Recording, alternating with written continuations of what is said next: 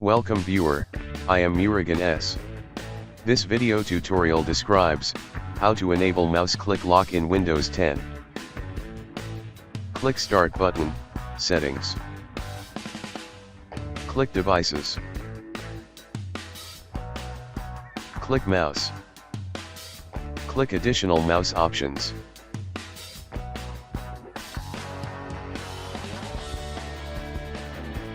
Check, turn on Click Lock. Click Settings.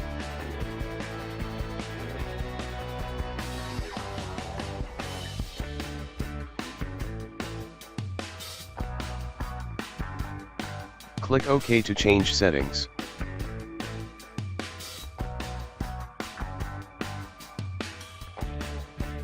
Thanks for watching. I hope this video tutorial helps to solve the problem. Please like, share and don't forget to subscribe my channel. See you next video.